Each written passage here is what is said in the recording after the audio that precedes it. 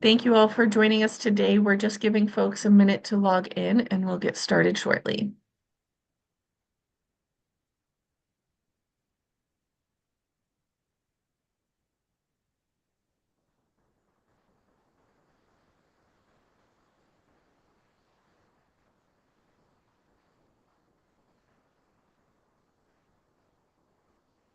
If you have initial questions, feel free to post those in the Q&A box as well.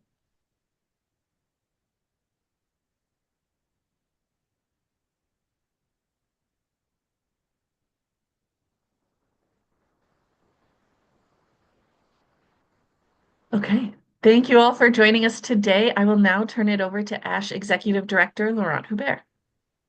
Thank you, Megan. Welcome everyone to this webinar today, which we're holding still close to the 20th anniversary of the entry into force of the WHO Framework Convention on Tobacco Control. And I want to thank the three panelists who've joined us today. We have three wonderful panelists who are experts in tobacco control and the Framework Convention on Tobacco Control, but who started engaging in this FCTC process at different times of its development, from the very early stages when the treaty was just about to be negotiated, to then just the COP just before the COVID pandemic, and people. So two panelists who joined in 2018 around COP 8. Today we will not be using presentations, so you can feel free. Will be more of a panel discussion. You can feel free to send questions you may have via the Q&A function, which is the bottom of the screen, and you can direct them to a specific panelist if you want to. But again, it will not be presentations, so feel free to have questions open at any time during the webinar today. So again, I'm going to introduce quickly the panelists. So we have Cynthia Callard, who's the Executive Director of Physicians for Smoke-Free Canada. And she participated in the early stages of the negotiations and worked very closely with Neil Collishaw, who was very much at the genesis of the development of the Framework Convention on Tobacco Control, even before the treaty negotiations began. And Cynthia is also one of the co-authors of a recent piece in The Lancet called, it was the 20th anniversary of the WHO Framework Convention on Tobacco Control coming into force, time for a step in change in ambition. And that's an article that made several recommendations and suggestions on what can we do to accelerate the FCTC, implementation of the FCTC. We have then, as another panelist, Leslie Rae Ferat, who's the Executive Director of the Global Alliance for Tobacco Control, formerly known as the FCA, Framework Convention Alliance. And she began engaging with the FCTC just ahead of COP 8 in 2018, but after over a decade of working in development. And Blanca Llorente, she's the Research Director at the Fundación Anaas in Colombia, an organization committed to supporting the UN Sustainable Development Goals, but her work is particularly focused on the Framework Convention on Tobacco Control. And she's also one of the co-authors of the Lancet piece for the 20th anniversary of the FCTC, and time to accelerate ambition. It's the time for a step change in ambition. So again, we're going to start with directly with questions for the panelists. And if you have your own questions for any of the attendees, again, feel free to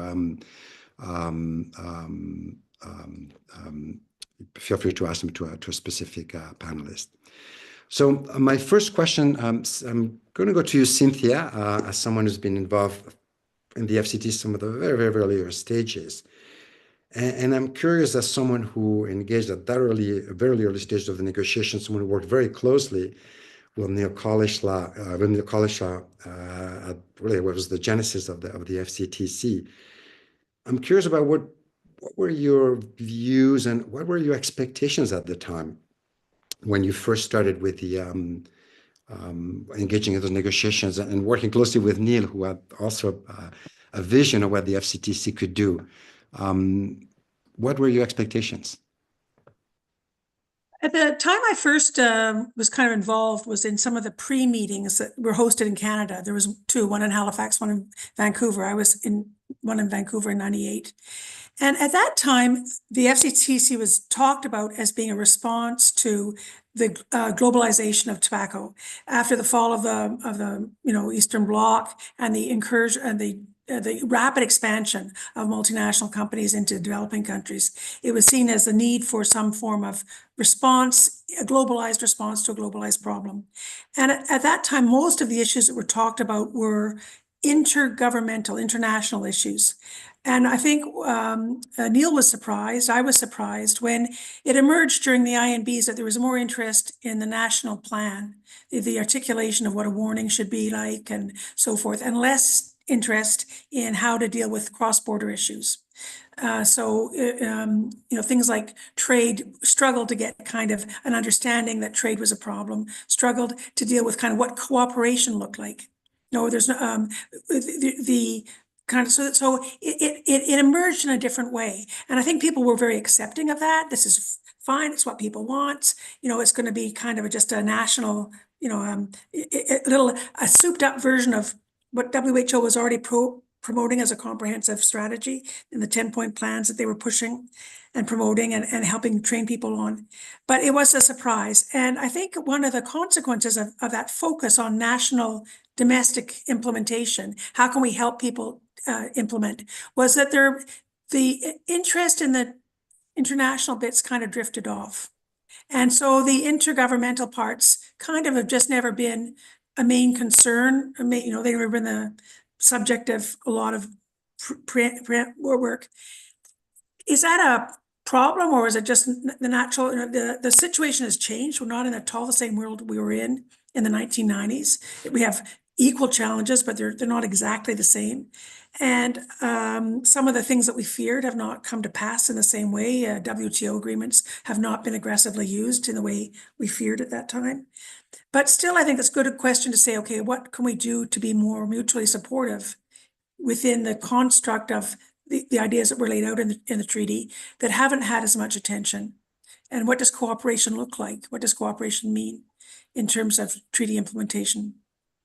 So this is a very interesting point here. So you're suggesting that when you first engaged in the process, you had expected it was going to be more a multilateral process to address how countries will interact and work with each other on the tobacco control issue, versus what we ended up having in the treaty, which I understand is unusual for a framework convention, is actually to have a fair amount of national level elements of what could go into national policy, with all the demand and the demand reduction articles, for example. So that's something that you had not expected at the beginning, but one could argue that maybe was a positive thing because it did help get consensus. Then it really accelerated. No, as it turned out, that national, giving that kind of stronger basis for national plan, I think was very powerful and good. But it just meant that attention was focused on, it ended up being Committee A and Committee B, right?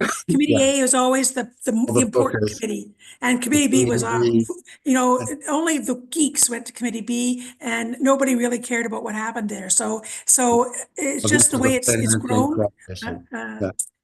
And to clarify for those of you who are not as familiar, during the treaty negotiations, often during the framework convention on tobacco control, things are divided by two topics. Often where the substantive issues, which deal with how to deal with specific tobacco control articles, whether it's smoke-free Article 8 or tax policy, etc., as other Committee A issues.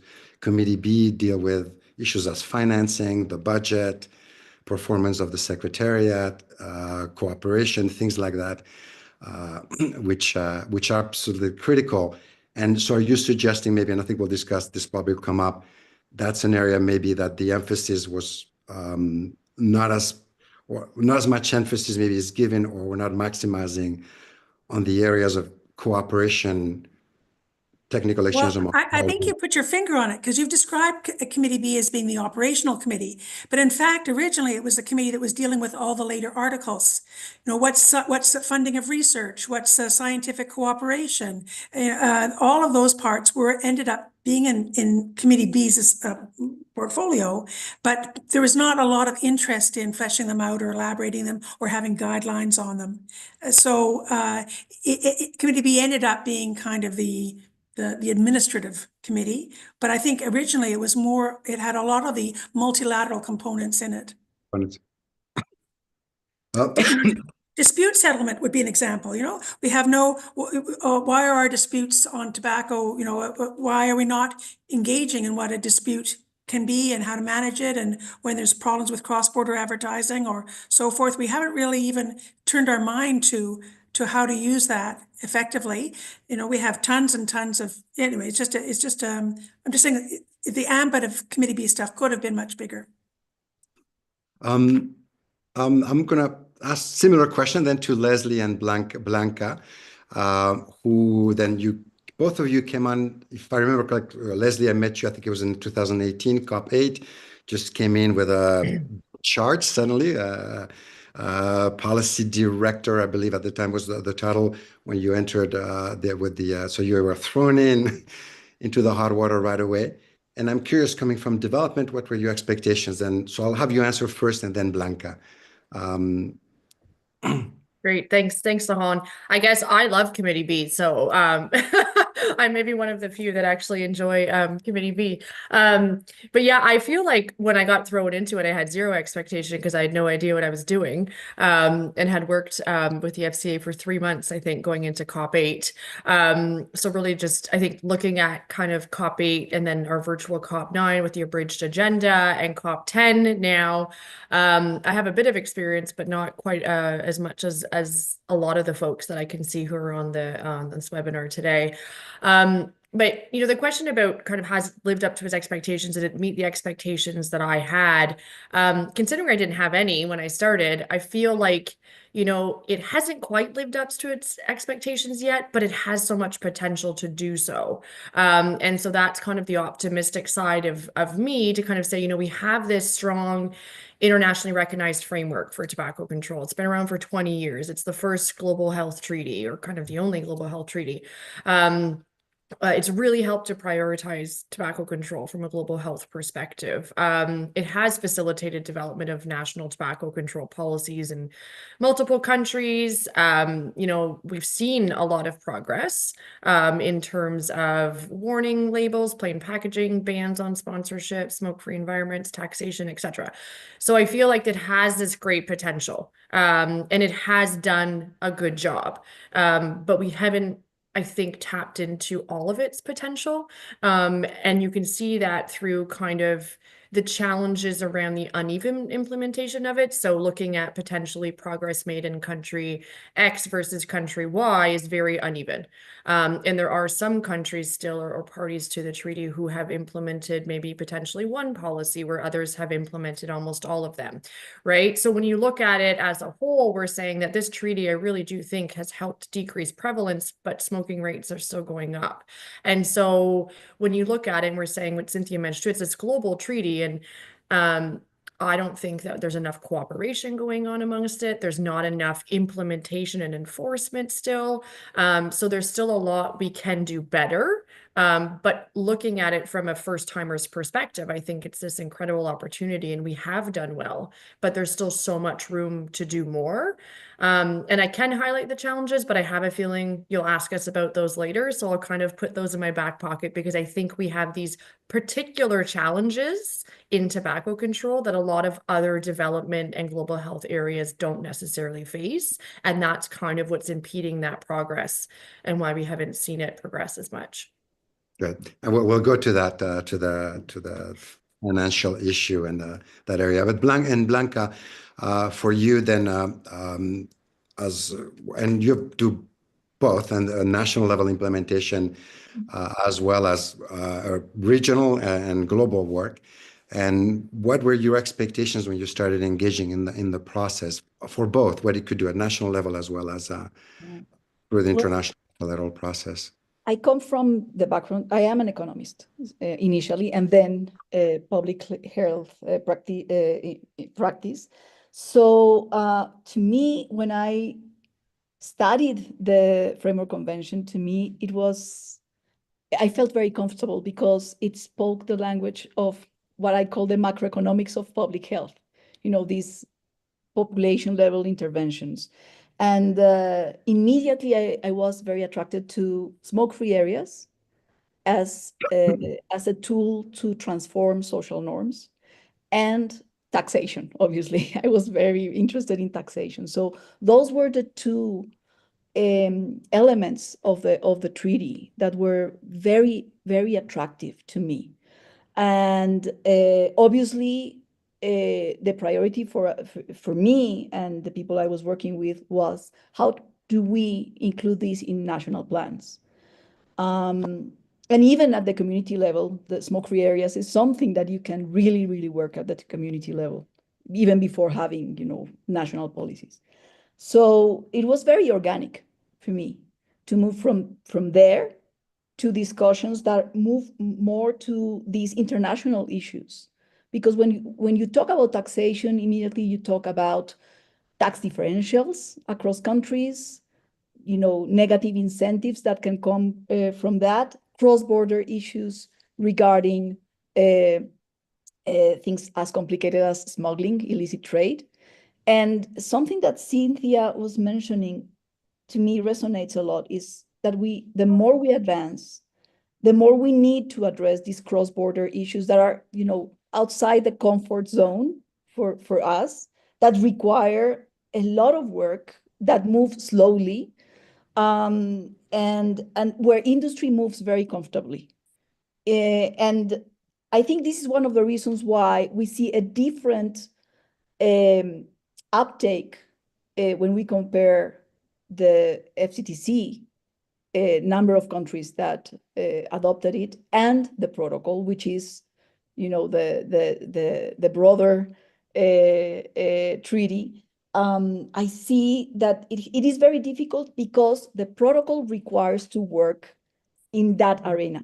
It's the cross-border, is the communication and cooperation across countries, is sharing information, is agreeing to common standards, and that requires a lot of institutional effort.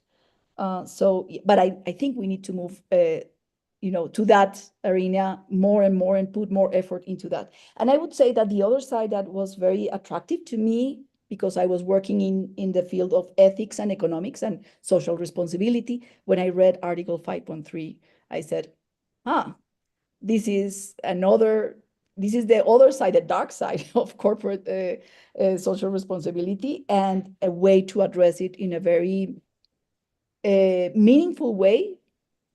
So to me, that was, those issues of social license and the type of incentives that private firms have to engage in social responsibility, and how to address them from the public health perspective.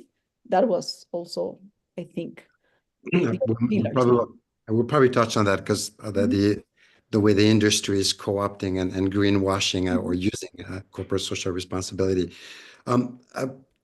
Focusing on changing a little bit in terms of progress towards the FCTC.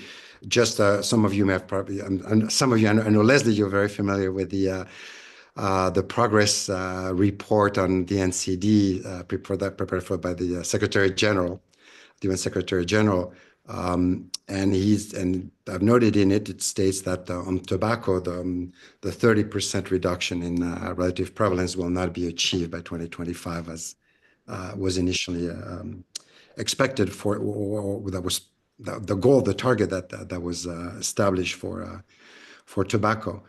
And the challenge seemed to always be the same, right? Lack of political will, lack of all government engagement, lack of resources, and obviously tobacco industry interference. So it seemed like those challenges are always the same. So Leslie, could you maybe get started with that, or do we still face the same challenges? And one that has been identified from the very beginning, I think, and that will come back now during the discussion, is how we will address the financial resources for the implementation of the treaty, even at country level. How could we overcome some of those challenges? Thanks, Laurent. And they're big challenges. Personally, and I haven't, like I said, I haven't been around long enough to have a solid view on the evolution of these challenges, but I personally think in terms of these obstacles, they've probably gotten worse over time. Just in terms of like, if you're looking also in this kind of world that we're working in now, the geopolitical space, the humanitarian crisis, the pandemics that we just went through, et cetera, I think that is completely also been kind of an obstacle that we're facing with now as well. Funding is super scarce from a development perspective right now, right? I think overseas development assistance was much more prominent in a lot of areas 20 years ago than it is now. People are kind of fighting. Our health issue is fighting with multiple other issues, not even just health issues for overseas funding or international funding. And the tobacco industry is becoming much more aggressive, innovative. We didn't have these, I don't like to call them new products, so I'm going to quote here. You know, that didn't exist 20 years ago either. We were just worrying about their aggressive marketing of traditional cigarettes, right? So all of that is different. And then countries also, I think from a domestic perspective, their budgets are extremely tight and tobacco control just isn't a priority. So this isn't new to anyone. So I don't want to like repeat what we already know in terms of obstacles, but this kind of like whole of government approach to tobacco control, I don't think we talk about it enough, because it's not just a health issue. We know that that tobacco intersects with multiple issues beyond health. And so this needs to be a whole of government response to tobacco control. Everybody signed the treaty. The government signed the treaty, not the Ministry of Health, right?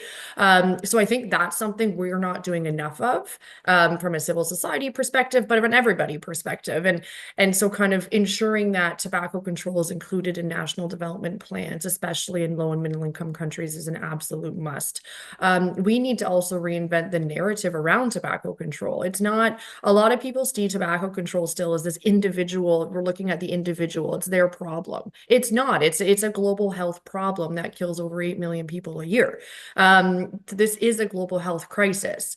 But it also has impacts on the economy. It has impacts on the environment. It has impacts on the entire population. It covers the, you know, the gender equality lens, the human rights. It's a multi-sectoral, multi-issue issue. And we're not talking enough about that. So I think from us, from a tobacco control perspective, some way to also look at that is how we talk about it in that narrative when we're framing kind of why tobacco control is so important.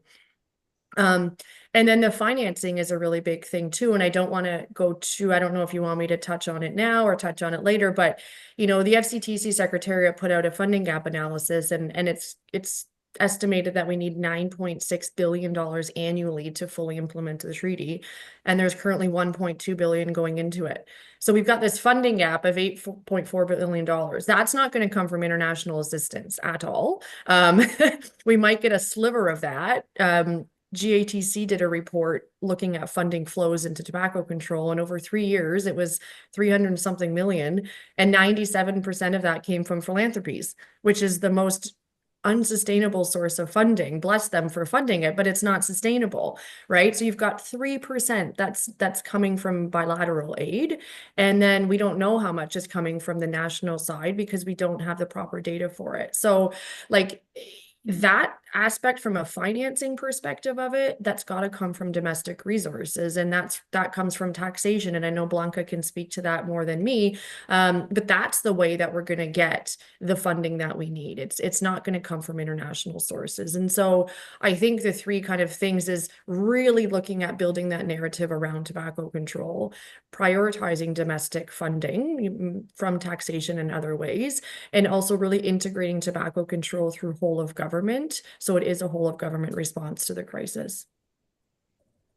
So good points. So those are really good points. The narrative, having that good narrative, and the multi-sectoral, because that's often you go to outside of finance, health ministries, they don't even know about the FCTC or parliamentarians. So that's so yeah, definitely very, very good points there. And let's continue on that funding side as major challenge. And this is not new. And Cynthia, I think this is something you were trying to address in the early parts of the treaty negotiations. And now as we move also towards COP11, and there is Article 26, for example, is that an article that we could do more with? What could we do? Are there things that the COP could do also, COP11, things that they could consider? Cynthia, why don't you start first, and then we'll go back, Cynthia, Blanca, and I'm sure, Leslie, you'll have things to add. Cynthia, do you want to? Well, I think it's important to, if we look back at our success, that by and large, a lot of the measures that we championed as civil society, the approach we championed was succeeded. So I think you can sort of say you get what you ask for. And when we've asked for funding, we've tended to ask for increases in developmental assistance, or we've suggested that taxes on cigarettes be allocated to, some portion be allocated. But we've never, in my mind, properly looked at the polluter pay principle. I mean, the smoker is not the polluter, but to tax the corporations. Now, that's easy for me to kind of visualize, because in Canada, we had a income tax surtax, 50% corporate income tax surtax on tobacco companies from 1994 till about 2000. And it was undermined actually when they moved production out of the country. Another kind of multilateral consideration is kind of where production is moved to. But it is crazy to say that we can't pony up $9 billion with an industry that generates so much money, with a market. This isn't like dealing with some infectious disease that doesn't have an economy attached to it. So, governments could tax dividend income from tobacco companies. They could put a small clawback on repatriated profits. And an underlying kind of, there are some challenges we acknowledge, there's some challenges we don't. And included in the challenges we don't acknowledge is the power imbalance in the world, and the power imbalance within the FCTC, and the power imbalance within civil society in terms of influence. But the fact is that the money, a lot of the money for tobacco companies comes from developed countries, and a lot of it comes from developing countries. But the money flow from the south and the north, by and large, all goes to the north. And so putting some form of clawing back some small percentage of money before it goes to BAT or PMI or Japan Tobacco, and have that money allocated to either domestic or international tobacco control would provide the funding. There are many, many, many tax treaties in the world. This would just, I wonder, my memory is not good for numbers and it's not refreshed, but at some point when Durban was the last COP where we really pushed this idea of a repatriated tax. But, there are hundreds of tax treaties. Governments know how to negotiate tax treaties. They're comfortable with it. A specific tax to fund public health efforts coming from an industry that's harming them is a logical thing and a logical approach. But we never asked for it. And we've never asked to look beyond that. We've only asked governments to tweak their national programs or their national funding or their national strategies. And just because I'm talking now, I'll say, in terms of the challenges, I went to the last COP and I hadn't been to 4 before that. I was really struck by the defensive position of many governments. Whereas before, governments were thinking, oh, what do we need to do, or what do we need to readjust so that this treaty is of help to other governments? I noticed maybe my attention was too much focused on our own government, but it seemed to be very defensive. What do we have to ensure doesn't happen in order that we are not stressed by an expectation that we're not willing to meet? And that spirit, of kind of that defensive position has made, I think, governments not willing to really explore other ways in which they could accept something that might not be that good to them or might even harm them. I mean, if we had a tax on repatriated profits, it would harm the Canadian economy because Canadians receive many of the dividends and the profits from tobacco companies, as do people in Britain, as do people in France, as do people in Luxembourg, as do people in the United States. And so, there have to be a willingness to give up some of that economic rent that comes from the disease that flows to shareholders. But that type of discussion is just, I think we could identify many that we've never really leaned into, that we've never analyzed, that we've never put on our short list for exploration. But, clearly after 20 years, if we haven't solved these problems, that's a reason to start talking about new solutions. In the way, for example, we've got, we're looking at new solutions for 2.1 or new solutions for other issues. I think we really need to do that and to reinvent our own narrative around what we're willing to do and what we should be doing ourselves. And just to clarify for everyone, 2.1, that's forward-looking measures, is the article in the treaty that encourages countries to go beyond the articles in the treaty to protect the health of their citizens. So, Leslie, do you want to add to this a little bit? What do you think then on the, because there's an interesting model in this case, as you point out, Cynthia, would require governments in the high-income countries to be willing to give something up. I know France, for example, did have some of the funds that go to the tobacco control program in France were collected through a search, some sort of search out at the onset on the industry. On revenue, yes. Revenue that was then when it was used for tobacco control programs in France. It would be a similar model, but then it would be applied internationally in this case.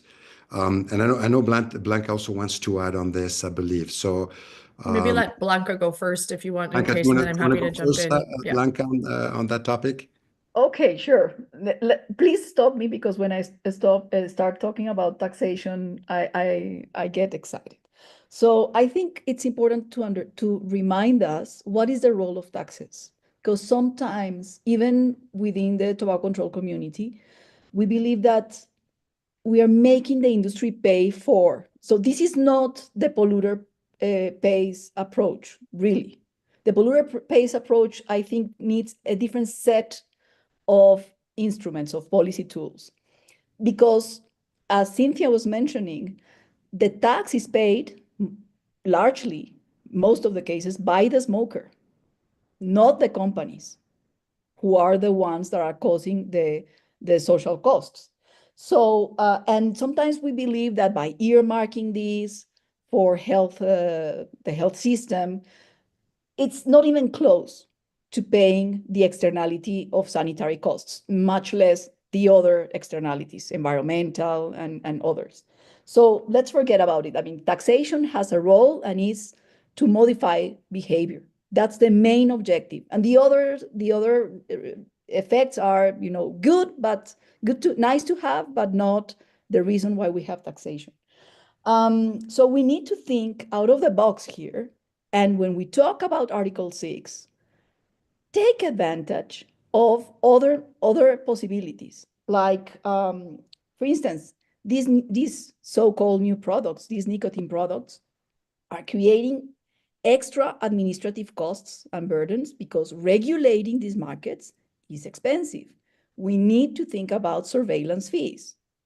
And we need to find in each one of the countries, depending on the regulatory framework, environmental regulatory framework, but we need to think about polluter pays fees, environmental fees on their own. So let's continue with taxation. I'm not saying that we should not work in taxation, but we need to bring together these other things. And the other thing is, we need to remember also, tobacco companies don't pay income taxes and they don't pay other taxes in our countries because they use all these sophisticated taxation, to avoid paying taxes, even by legal, sometimes illegal, but many times by legal ways.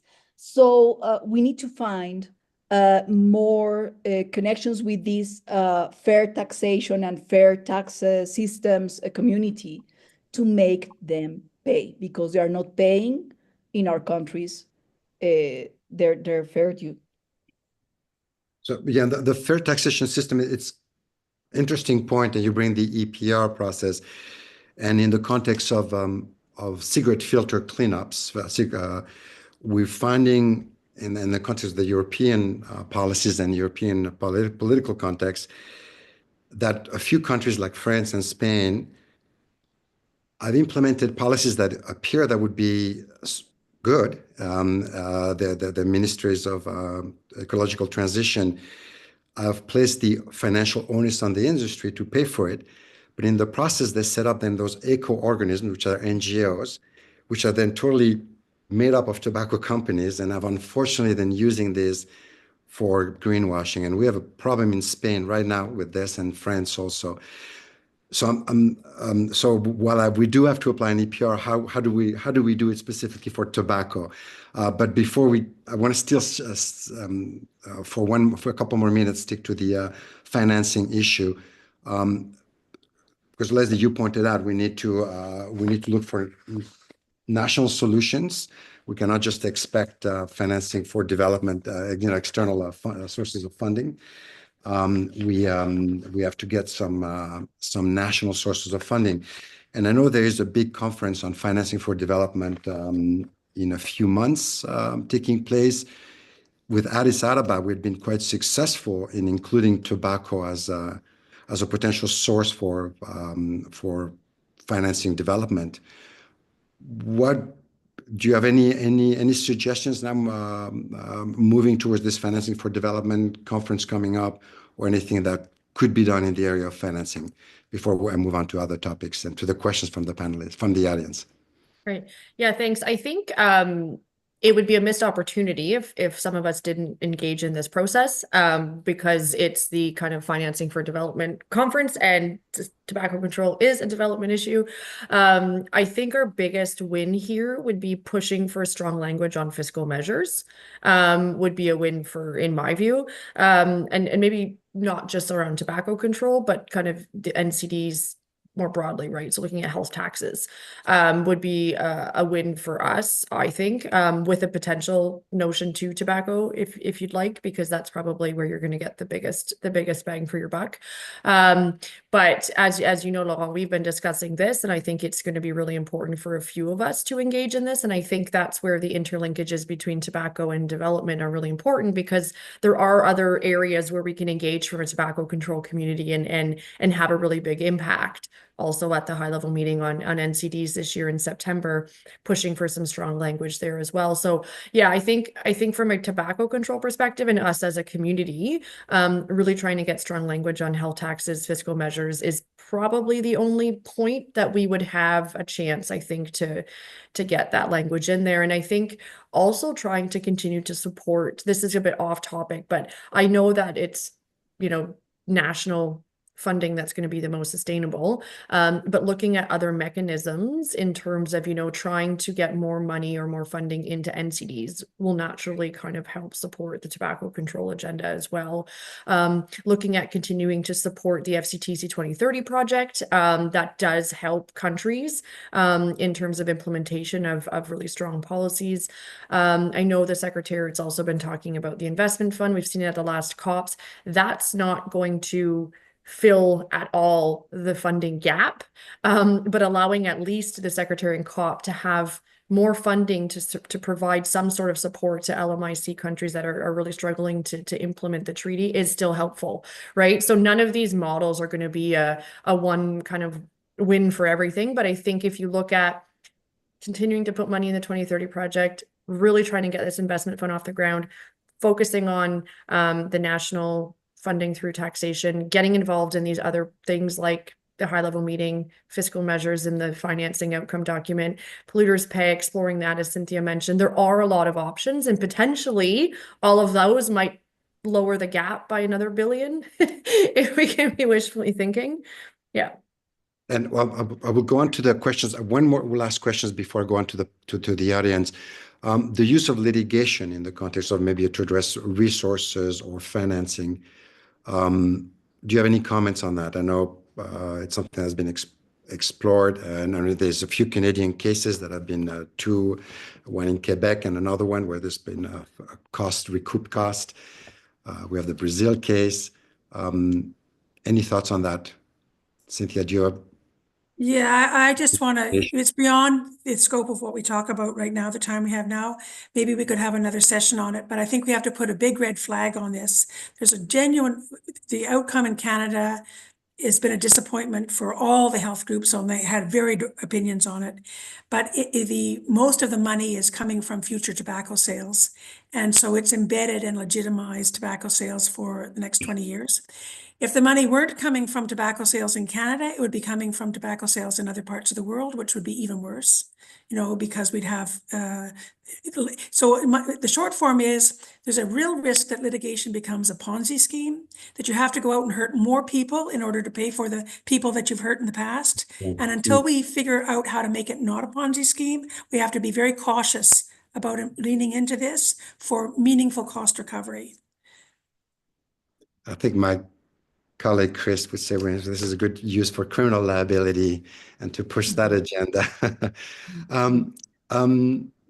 If I Blanca, may, you want to yeah. add something to that? So we have a very disappointing experience in Colombia with litigation. Colombia was part of the countries that joined a legal action against tobacco companies because of involvement in money laundering decades ago.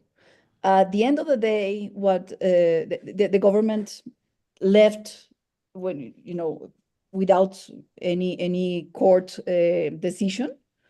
It was in the American courts in the US, and as usual, as very commonly happens in these processes, the tobacco companies and PMI in particular approach the government and reach an agreement, a cooperation agreement that still is operating in Colombia, a 20-year agreement, very similar to the one that they negotiated with the European Union, I believe. So we have 3 years to go, and it has become an instrument for interference, and it's a nightmare. It's one of the main reasons why we don't have a higher tobacco tax. Every time we want to make these to bring tobacco taxation into the table, the government agency that receives the money from the tobacco companies is the main component, and very effective. So I just want to, obviously we need to litigate and to make the companies pay for what the costs that they create, but let's be careful about the unintended consequences of this. Good points. We need to be very strategic and thoughtful. So use litigation, but in a very smart way. All right, I'm going to shift now, and there's tons of questions from the audience, and so I'm going to go with a very broad question, and it deals to the ambition element, and it ties to the title of the Lancet article. The two of you were co-authors in, and I'm sure some of the others might probably co-authors also.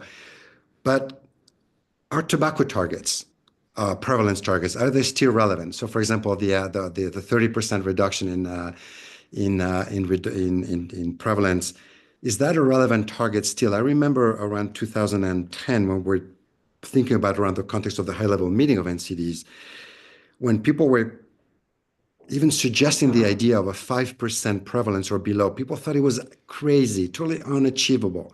But a number of countries have done it, or are very close to it, even with just regular tobacco control, like Panama, for example. Other countries that are doing relatively well with the tobacco control policies, prevalence remains very high, like France, for example. So are our tobacco reduction targets ambitious enough, or should we go as low as possible? That's a tricky question. I mean, I can go first real quick. It's hard because you're looking at so many, this is a global target, right? And so having a global target on prevalence is really tricky because you do have, as we talked about, kind of, I guess, different countries in different stages of this, right? So if you already have countries with really kind of like low tobacco use prevalence, are they going to find that really challenging, while those with higher tobacco control prevalence might want more ambitious targets, et cetera, et cetera. So I feel like 30 isn't very ambitious, but it could be extremely ambitious for some countries, right? So having this global target is a bit tricky. I wouldn't be pushing now for any additional targets or measures, but I think that going forward, you could think about including potentially other types of ways or, other different, I guess, targets or goals. So you could look at things that address specific measures of implementation, for example. You could also look at potentially targets that focus on specific population groups like youth or something. How are they going to cover all these newer products in there? So yeah, I think that's a tricky question, but for now I'm content to leave it. But I think it would be something that we could probably have a really good discussion about beyond the 2030 agenda. It's interesting how other fields, and I'm going to hear your thoughts, Cynthia and Blanca, how other fields have seen it. Because, for example, people working on road safety prevention, they didn't have a problem coming up with very ambitious goals. It seemed like on our side, maybe I sound maybe. Do we have maybe a tolerance for a certain number of tobacco-related? Did you know what I mean? The way I'm going. On one side, I understand it's very difficult to decrease the prevalence and to get down on prevalence, given the different rates of prevalence where we are. But does that mean that we have to be acceptance of what's, a corporate-led disease at such high rates, even if it's 5% of the population?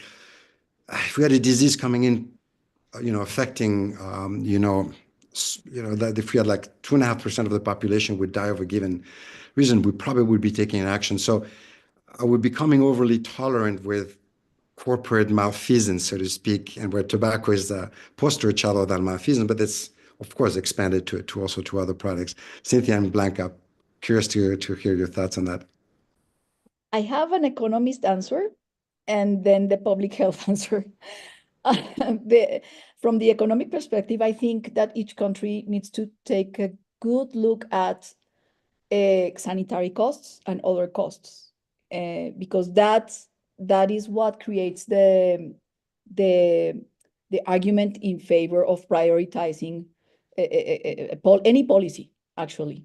So I believe that's important to keep in mind.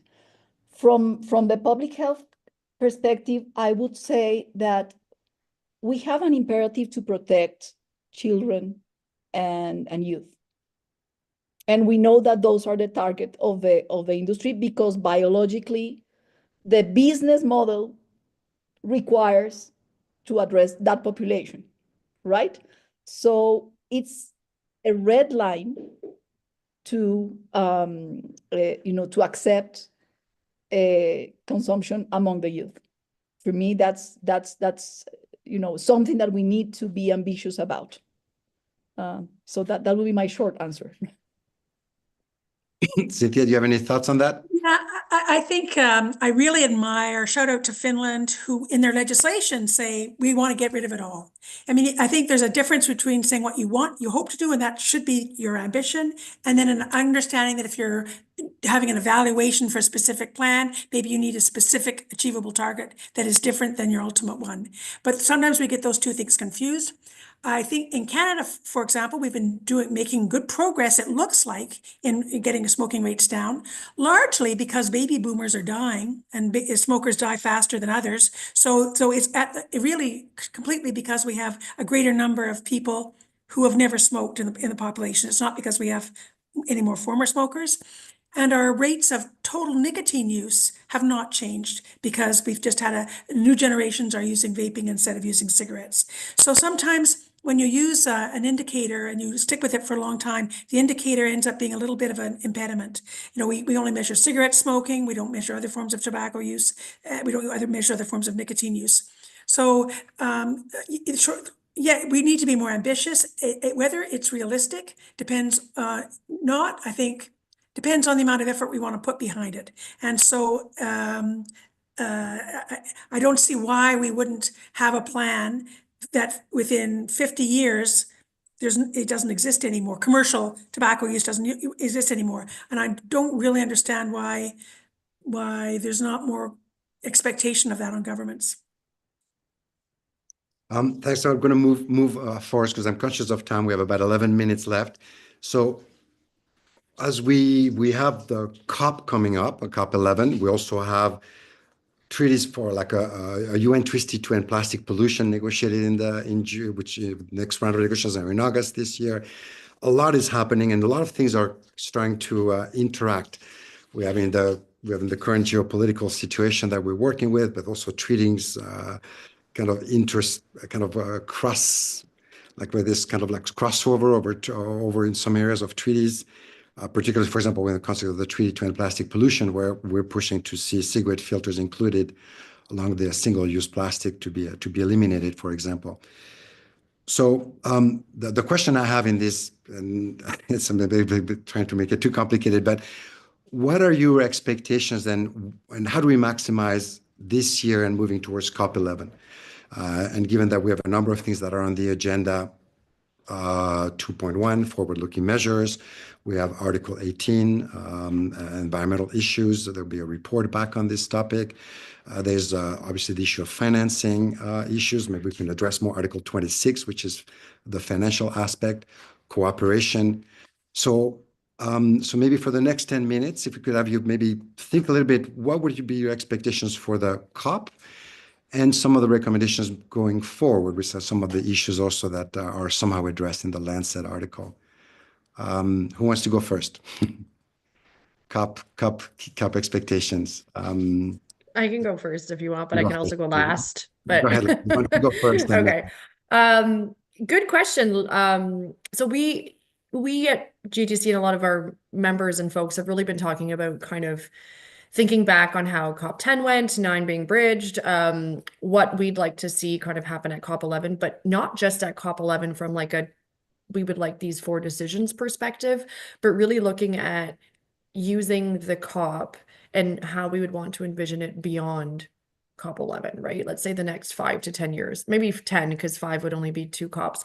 But, starting to look at, instead of saying, a great outcome for us would be if we got this decision, right, on a kind of piecemeal decision basis, but looking at it as kind of shifting our focus to kind of using the COP to have really, big discussions on implementation, talking about success, looking at overcoming obstacles that are blocking parties' ability to fully implement the treaty, that are looking at, I don't want to talk about it, but the geopolitical landscape and the issues going on with development, having these big discussions about how we're going to fund these things that need to be funded around tobacco control. And so kind of more bigger discussions and allowing more time to talk about implementation, right? And what's hindering implementation, what's working, and having other countries be able, or parties listen to other parties in the regions about what's working and how they've overcome these challenges, and really using it as a platform to assess implementation, to discuss obstacles, and then look at ways forward collectively, right? Because in that treaty, you have that cross-party collaboration that's mentioned, and I think sometimes we're not using that enough. So I'd really want to see the COP focusing on that overall vision and not so much about specific kind of language, maybe on a certain text. So would that be a bit of a revision of the strategy then, what you have in mind, forward-looking, but with some other elements to it? Is that what? No, it wouldn't really be a revision to the strategy, but we're not talking, I think, enough about what's going on within the strategy. I think the strategy is the right strategy for us to have, right? It's the things that we should be prioritizing. And there's a lot of great stuff in the global strategy for those who are familiar with it. So I don't think it's revising it. I think that should be the basis of a lot of those discussions. Yeah, of how we're doing on this global strategy that goes till 2030, and how we're doing on implementation on all of those things. And why aren't we implementing more of the global strategy, and allowing time for bigger discussions around that. And I think we're also, as GATC, going to put out a call to action to governments too, where they should be. It's shifting where we think too that they need to be focusing their efforts. And that's, and I won't get into all the details now, but really looking at reinforcing 5.3 obligations, fully accelerating implementation, forcing all measures of the treaty. And then we kind of pull out a few that are really, really important to do. We need to mobilize investment, and we need to adopt a multi-sectoral whole government approach to tobacco control. And I think governments need to have that drilled in constantly, that they need to be doing those 4 things, and we should be pushing them to do that. And I want the COP to start to talk more about that stuff to help us get there. And for Blanca and Cynthia, the article that you were co-authors in, You mentioned the time to step change in ambition. And you mentioned accelerating implementation of the treaty, deal with the new nicotine, addressing the new nicotine products that come up, the new face of the nicotine epidemic, increasing intergovernmental cooperation, securing sustainable funding, all things that also Leslie has been stressing. And you mentioned the article building on COP decisions. And something that that struck me when reading is and the treaty of regional ambition. And you focus also, you mentioned a lot of using some of the, maximizing on some of the other articles, 20 to 20, scientific 20 to 22, for example, scientific and technical cooperation, and the 26, Article 26, which is financing. You mentioned the legal defense funds and also the polluter pay principle. But what would be your key recommendations for the audience moving forward? Do you want to go first, Blanca, and then Cynthia? Hard to summarize other than recommending reading the article, but I would say just one idea, and is we need to pay more attention to implementation and the cooperation across countries that have similar institutional backgrounds, to learn from each other and to really find ways of raising commitment and increasing understanding of how to implement better, because sometimes we concentrate too much on adoption of measures, which is great, but implementation is the key challenge. Yeah. Cynthia. I think we've kind of identified the many levels at which we have to work on, like getting down to the nitty-gritty of what people know works and needs to be in place. But I think there's a lot of mental barriers. There's an elephant in the room. What are we going to do about the industries evolving away from tobacco products? How are we going to manage that? Is the treaty going to take this on, or is the treaty not going to take this on? We can go and have a nicotine treaty somewhere else. I think we have to kind of have that discussion, and it seems like people just don't want to have the discussion. We rejected ages ago for reasons that may have been fine, maybe weren't, that we weren't going to have a global fund, that we weren't going to deal with something that had a kind of a rights-based approach to resourcing. It still had to be in the old, charitable model, either from governments or from philanthropists, but not kind of have a different approach. I think there's just a willingness maybe to re-examine some of the subconscious barriers that we won't talk about these things or give priority. But before we end, I just want to give an example of the scientific cooperation that's not taking place. The government of Canada requires companies to submit all of their consumer research. So they receive all of their consumer research on all sorts of things. It sits there in a vault in Health Canada. I know some people read it. I know that I don't know what's in these reports, but there should and could be a way of exchanging that information with governments elsewhere, so that people can have a better understanding of what they're up against, have a better response. And there's no structure or no discussion being put in place in how to have this kind of a real exchange of knowledge between governments. And of course, that will require resourcing, but it would also mostly require a shift in mindset, I think, of what the treaty can do and among the people participating in it. Thank you. So listen, I want to thank the three panelists for wonderful interventions. That I have tons of questions, and unfortunately, we were not able to answer all of the questions from the audience. But again, I want to thank you for your those great insights today. And I want to announce on the April 3rd, we'll address the topic that we discussed a little bit today, is that co-option and corporate capture of environmental policies by the tobacco industry. And we'll have the Spanish example, given that we have this problem now in Spain, and Raquel will present that. We have a similar problem in France, so Amélie will present that. And Danielle Van Kalmus from Belgium will present also within the European context. And she's someone who comes from an environmental and child protection background, but she will be able to present what would be an appropriate EPR system and why it's not appropriate and has been misused by the tobacco industry. So quite a could be quite useful, because we're at a time where a number of governments are trying to do the right thing. And unfortunately, environmental ministries are working with the tobacco industry as they're implementing those tobacco cleanup campaigns. And so we have an opportunity to try to educate them about this problem. So I really encourage you to sign up for that webinar on April 3rd. But again, thank you to all the three wonderful panelists. So Blanca, Cynthia, and Leslie, thank you so much for joining us today. And look forward to continue working with you on the treaty process, and hopefully we'll step up this space in ambition. And Thank you thank you. all. Thank you. Thank you, everyone.